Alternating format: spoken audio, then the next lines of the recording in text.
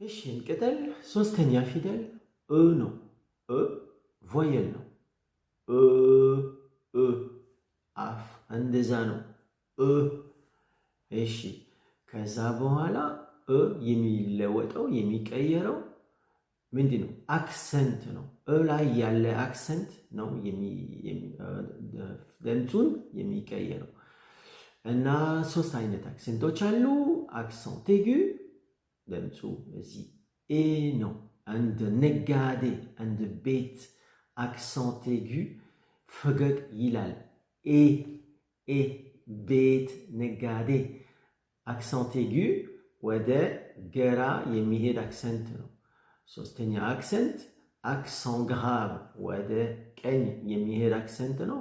ይሄ ድምፁ ወደ የእ ድምፅ ወደ ኤ ይለወጠዋል።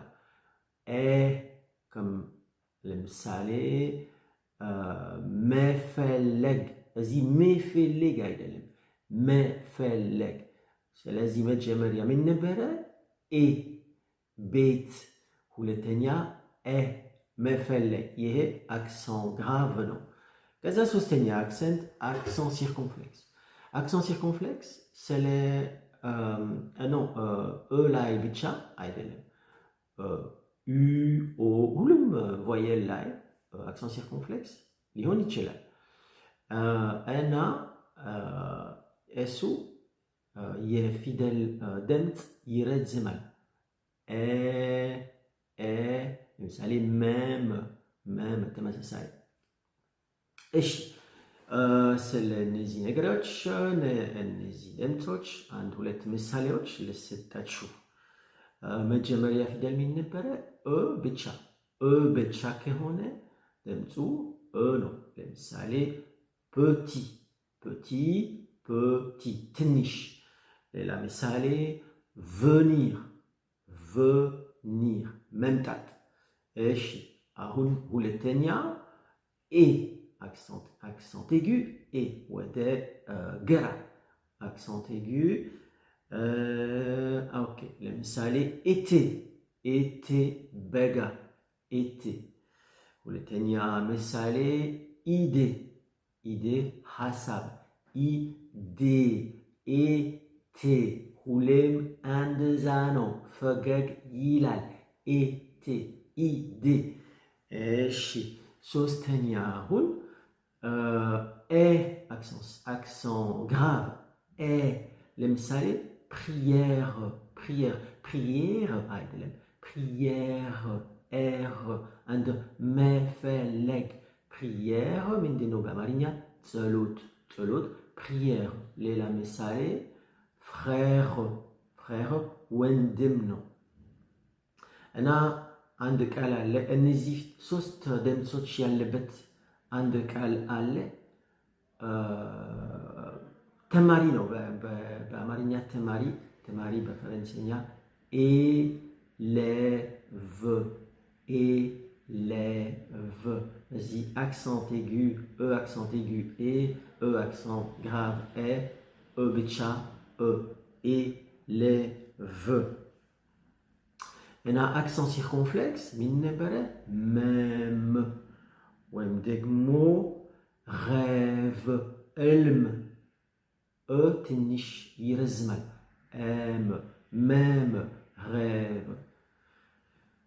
እሺ እና ፈረንሰኛ ከባድ ቋንቋ ስለሆነ አንዳንድ እ ላይ ሚኒም አክሰንት ባይኖርም ድምፁ ነው።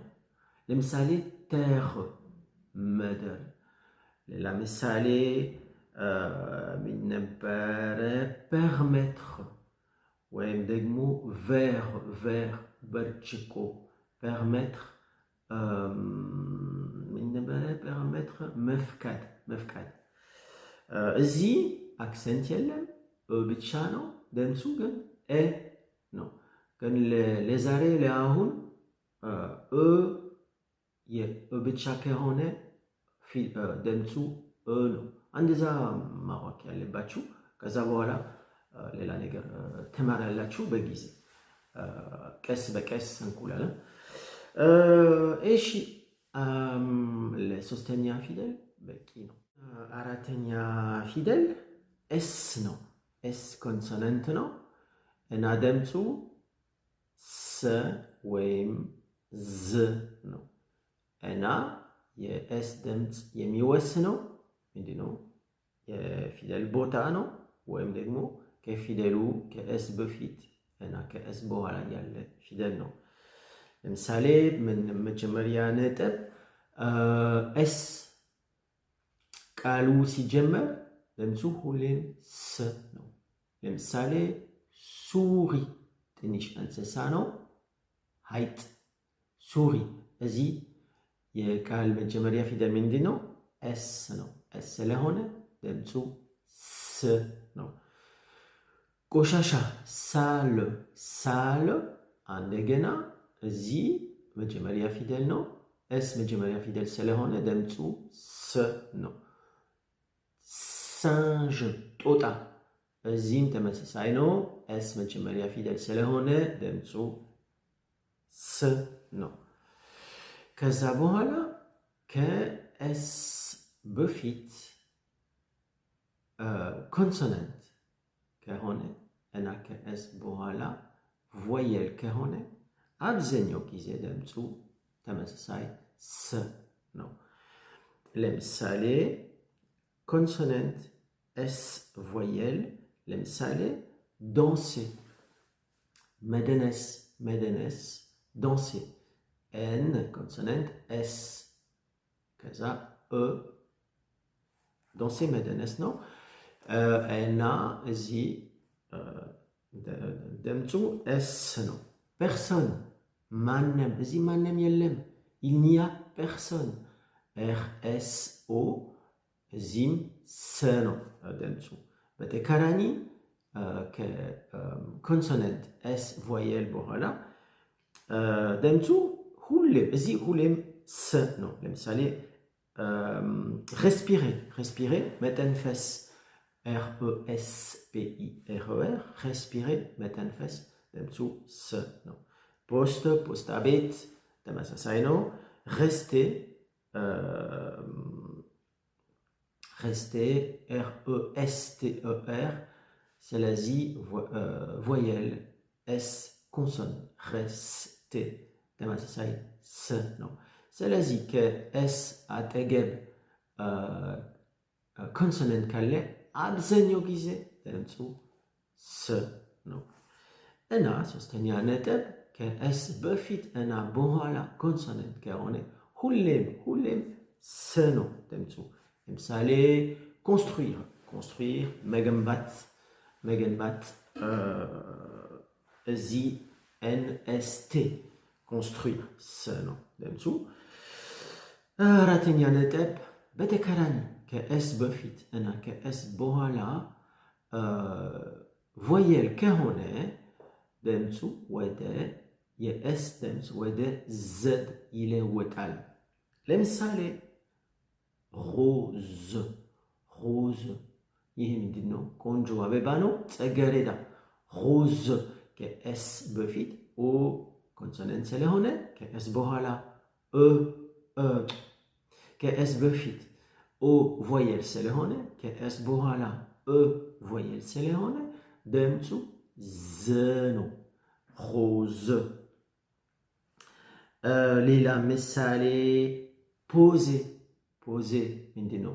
ማስቀመጥ ማስቀመጥ አንድ ነገር ጠረጴዛ ላይ ማስቀመጥ። poser quelque chose sur la table. P-O, voyelle, S, voyelle, E, voyelle. ስለዚህ ድምፁ ዝ ነው።